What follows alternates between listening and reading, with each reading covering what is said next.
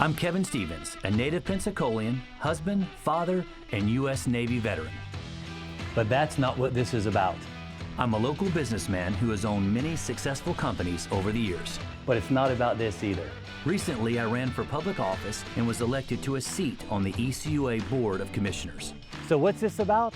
It's about an elected official who will serve his community and hold his fellow elected officials accountable. All while making local government more transparent. Join me in making Pensacola a better place to live, work, and play.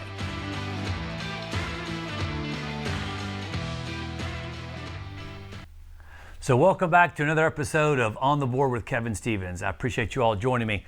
Wow, like a lot has happened with this year. New elections, new public officials, new president, new administration. Wow, I guess is the best way to describe the start of this year, but a lot of exciting stuff. Just want to get started, jump right into it on some updates on ECUA, policies, procedures. We're going to talk a little bit about recycling. We're also going to talk a little bit about the hot button of fluoride. I'm going to touch on that a little bit as well. That seems to be the topic of conversation right now, at least with our board. Again, I'm going to talk about some of the changes in the county, and then of course I'm going to address some of the questions and emails that I get throughout the day, throughout the week, throughout the month on ECUA policies, procedures, and so forth. So, I'll talk about the historical, start with the snowstorm we had, and for me to sit here and be a resident of Escambia County, being born here in Pensacola, the most I've ever seen was like a dusting of snow, right? So I think folks that have been here long enough have remembered the dusting. I've never seen 10 to 12 inches. And so just to see some of the pictures coming out over social media and Facebook, and then waking up in the morning at my house, I tell a lot of the folks downtown who got 8 or 9 inches. I said, listen, I had my wife and I had the tape measure out there on the front porch, just trying to get something, a flat surface, they said, to get a proper measurement. I said, we're close to 12 inches in Molino. So really awesome. I hope everybody got an opportunity to enjoy that.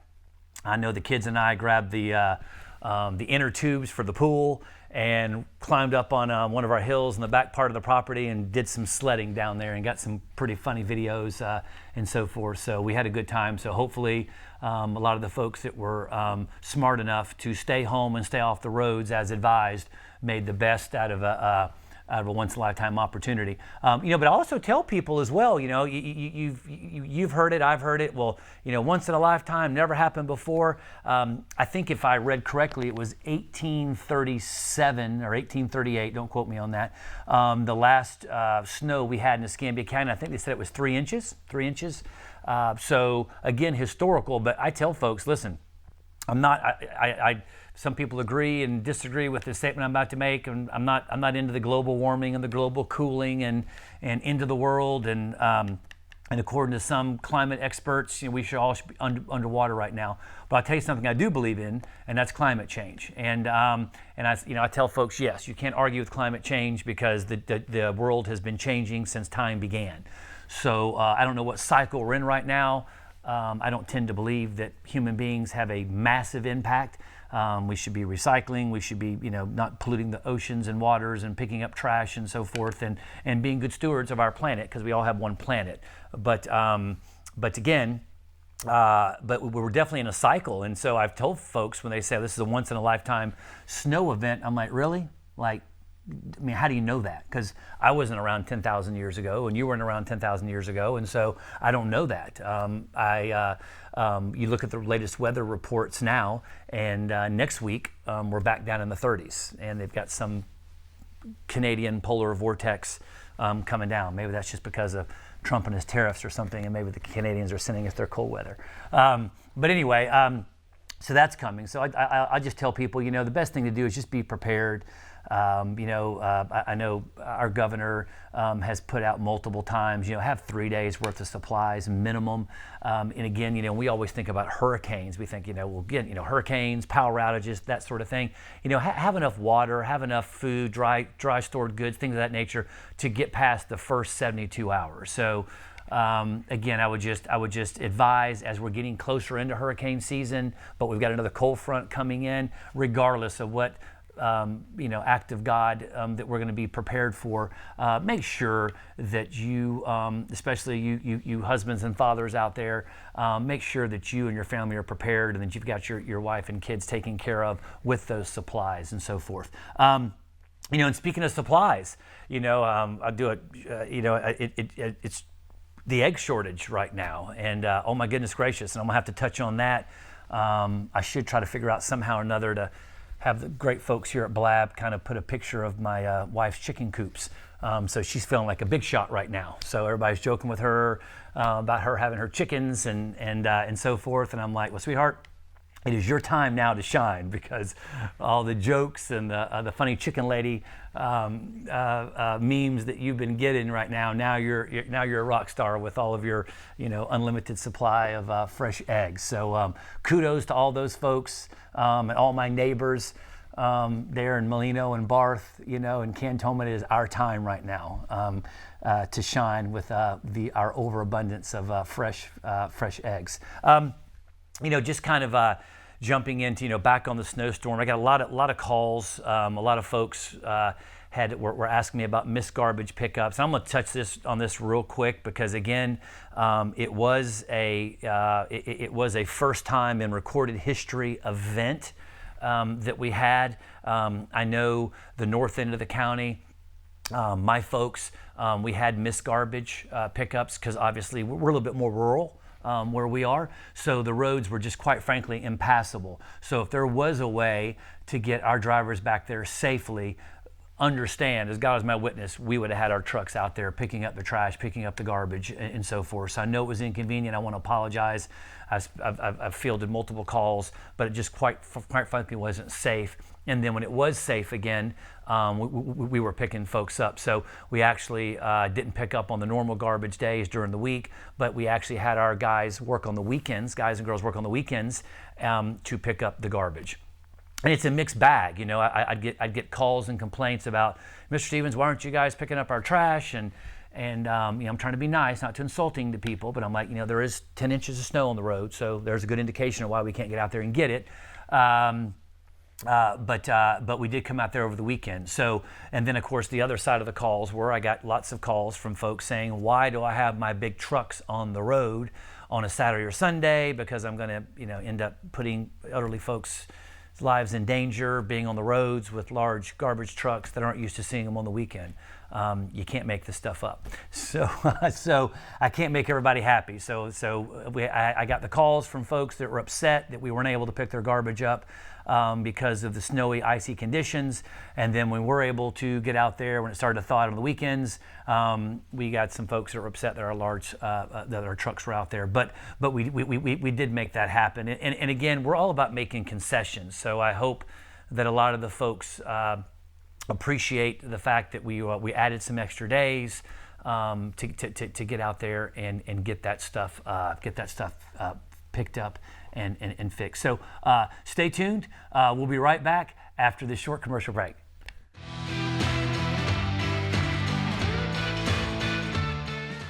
Extreme Pumping and Septic. Septic system services, lift station services, storm drain jetting, grease trap cleaning, and more.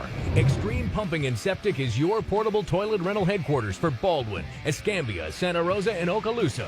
Got an extreme emergency? Extreme Pumping and Septic has 24/7 emergency services 7 days a week. Extreme Pumping and Septic is the only septic company in our area with financing options. Call now or book online at extremepumpingandseptic.net. Hi, I'm Sean McCorkle with Genesis Land and Title. What makes a great title company? Forbes magazine says that a good title company does two things well. They coordinate the transaction efficiently and they provide remarkable customer service. There are few things worse than poor customer service when you are spending your hard-earned money. Our professional and friendly team will go above and beyond to ensure that your closing experience is as pleasant and stress-free as possible. Change is constant. Insurance carriers, insurance requirements, and your needs now and tomorrow. Florida Insurance Agency is here for you. Let us help navigate the policies that serve your best interest. If there is ever an emergency, know that Florida Insurance Agency is right here, on the ground with you during the storm. Locally owned and operated here in Northwest Florida for 30 years, we are here when you need us. Florida Insurance Agency. Call us today. Your fleet runs or you're out of business. From engines to transmissions to routine maintenance. And emergencies 24 hours, 7 days a week. We can't fix it on location, we'll tow it in. Poor maintenance can cost thousands of dollars in lost business.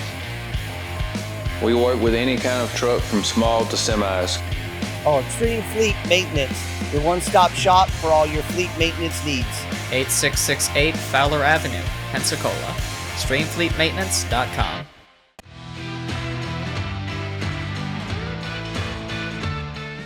So welcome back to On the Board with Kevin Stevens. So again, prior to the short commercial break, we were just discussing, goodness gracious, the snow event and what ECUA was doing to kind of mitigate some of the missed garbage pickup days. So I just want to kind of wrap this up real quick, and then we'll move on to some additional subject matter.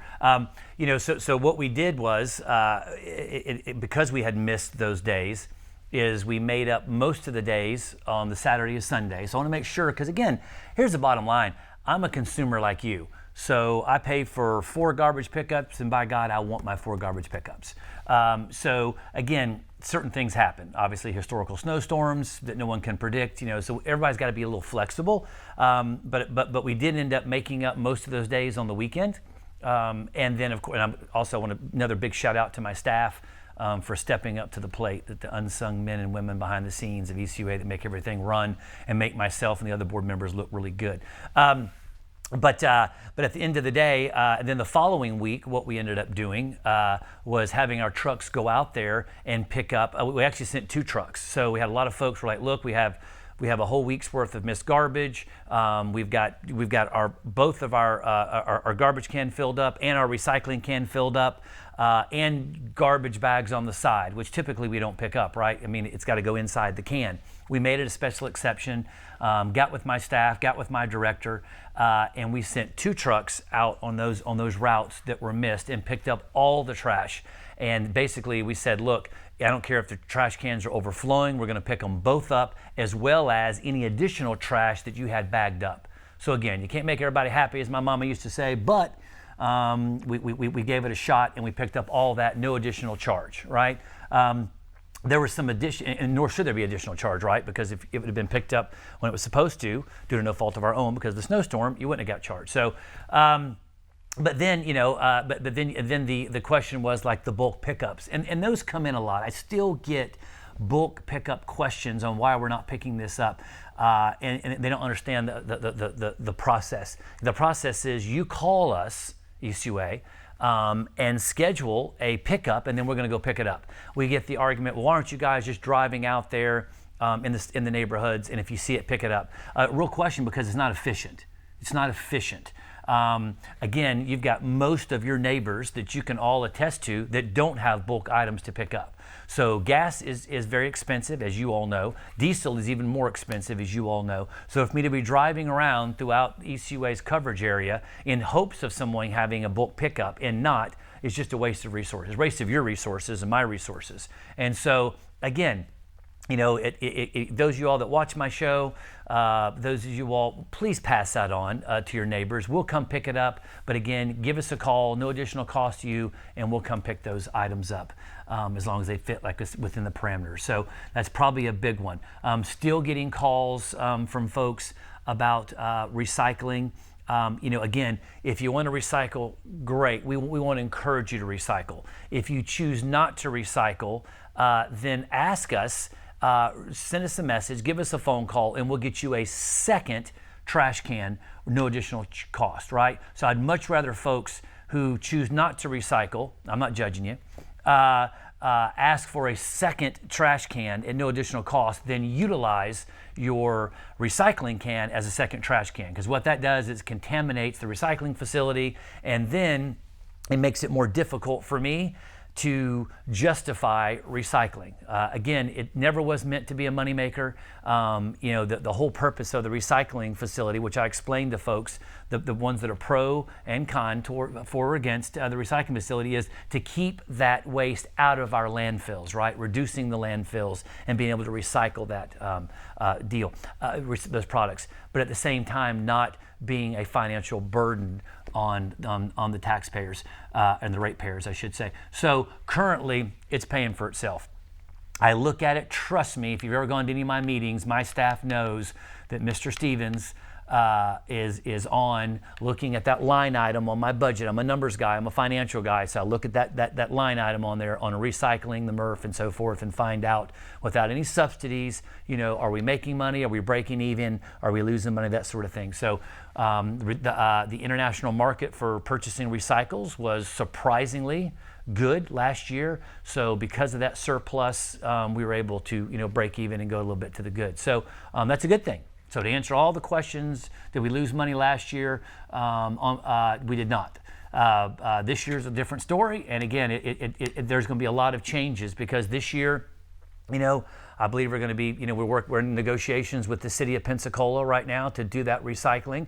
But still, we lost, one of our largest clients, the Okaloosa Walton County, because now they have their own recycling facility, waste management over there. And then the Baldwin County, Alabama, another large customer of ECUA, is recycling, also has their own recycling facility. So we lost two fairly large customers of ours that generated revenue on the ECUA side to waste management and other recycling and sanitation companies doing it. And personally speaking, I'm glad they're doing it. I'm glad they're doing it. These are multi-million dollar corporations, billion-dollar corporations, waste management.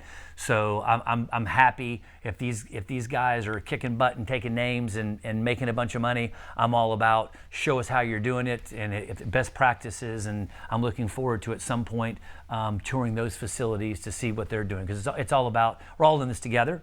And so it's all about learning things like that together. So that's the kind of the proverbial state of the union on recycling. So far, so good.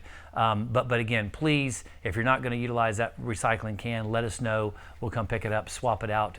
We'll swap it out with another one, and then just pay attention. I know it gets confusing at times on what you can and can't put in those recycling cans. Moving on. Right now to the other hot topic, which is fluoride. And, I could do an entire show on this. In fact, I think I've got an upcoming podcast. I just haven't decided on who I want on that podcast. I've got lots of volunteers that want to chat with me about fluoride. Again, due to the lack of actionable items on our agenda last week, we canceled our CAC, Citizens Advisory Committee meeting. Just quite frankly, there wasn't enough on the agenda to have one. It happens, not often, but it happens. So we're going to have an extra large agenda for our board meeting. I've already been notified that we're going to have quite a few folks with speaking to the board members, myself included, on their opinion on fluoride, whether we keep it in the water, whether we take it out of the water. And again, I want to be real clear. I can't speak for, nor would I speak for the other board members, but we all have our own opinions. We're all human beings, and I'm not going to, trust me, I have a very strong opinion. Ask my wife. I'm very opinionated. But at the same time, I don't get the luxury of that in this elected position. So yes, when it comes to fluoride, I've read more about hexafluoride, and I'm butchering that word. My good friend Larry Downs Jr. could probably do a better pronunciation than I could on that word. I've read lots of information from the Dental Association, the private citizens. We've got articles from the Surgeon General. So just when I tell you, I've read a lot of information for and against the continuation of putting fluoride in our water, believe me. But at the end of the day, it's not my decision to make, it's your decision to make. So yes, technically, 5 people get to make the decision on what chemicals or fluoride or whatever to put in the water. And I was actually kind of vocal about that. Probably didn't go over very well, but I kind of had a problem with 5 people determining whether or not we put fluoride in the water or not. I felt it should be something that the citizens should be able to vote on. But again, I'm one guy, one vote. I was happy to hear from some of our other board members that had been on the board much longer than myself, that 27 years ago, it was sent out for a vote. So for all the folks that are confused about how fluoride got finally approved in ECUA's water, it was you all, a majority of you all, almost 60% of individuals, when it was put on the ballot 27 years ago, voted to put the recommended dose of fluoride into the water. So it wasn't something ECUA just arbitrarily said, we're gonna go put it in there, the heck with what everybody else wants. That's not the case. Now, fast forward 27 years later, there's a lot more information about fluoride. We've got fluoride in the toothpaste, we've got fluoride in the mouthwash, we've got fluoride in other substances that may mitigate some of the need for that. Fluoride in the water. But that's something that I was very vocal about. Those of you all that may or may not have been in my meeting last month know I was pretty vocal about that and giving the citizens an opportunity to vote on that. So at the end of that meeting, we all came to the conclusion that we would look at talking to the supervisor of elections and starting the conversation about perhaps getting it on the ballot. So I'm quite certain that's going to come up again next week about how we're going to go about that and how that's going to get out to the people. But I would love to hear about what you all's opinions are. My email address is going to be posted on here. My cell phone number is also going to be posted on here as well, to give me your opinion about whether or not you're for and or against fluoride. So we're just going to break again for a short commercial break. We'll be right back and we'll pick it back up.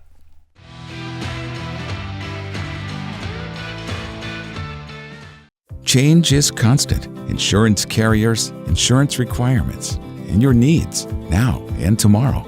Florida Insurance Agency is here for you. Let us help navigate the policies that serve your best interest. If there is ever an emergency, know that Florida Insurance Agency is right here on the ground with you during the storm. Locally owned and operated here in Northwest Florida for 30 years, we are here when you need us.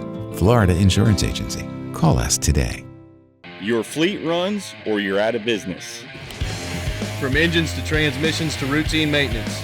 In emergencies, 24 hours, 7 days a week. We can't fix it on location, we'll tow it in. Poor maintenance can cost thousands of dollars in lost business. We work with any kind of truck from small to semis. Extreme Fleet Maintenance, your one-stop shop for all your fleet maintenance needs. 8668 Fowler Avenue, Pensacola. ExtremeFleetMaintenance.com. Extreme Pumping and Septic. Septic system services, lift station services, storm drain jetting, grease trap cleaning, and more. Extreme Pumping and Septic is your portable toilet rental headquarters for Baldwin, Escambia, Santa Rosa, and Okaloosa. Got an extreme emergency? Extreme Pumping and Septic has 24/7 emergency services 7 days a week. Extreme Pumping and Septic is the only septic company in our area with financing options. Call now or book online at extremepumpingandseptic.net. Hi, I'm Sean McCorkle with Genesis Land and Title. What makes a great title company? Forbes magazine says that a good title company does 2 things well. They coordinate the transaction efficiently and they provide remarkable customer service. There are few things worse than poor customer service when you are spending your hard-earned money. Our professional and friendly team will go above and beyond to ensure that your closing experience is as pleasant and stress-free as possible.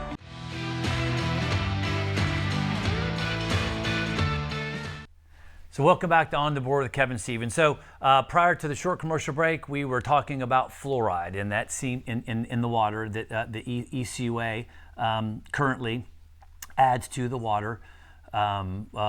Actually, not just per EPA guidelines, but actually, it's probably a little bit below what they recommend. So, but there's a lot of opinions and a lot of it's a very heated controversial topic right now. And so I just want to reiterate, without beating the dead horse and dragging it behind the truck that I did prior to the commercial break, is, I have my opinions on fluoride. I have a whole house water filtration system in my house, complete with reverse osmosis underneath the sink that takes all the chemicals and everything out of the water.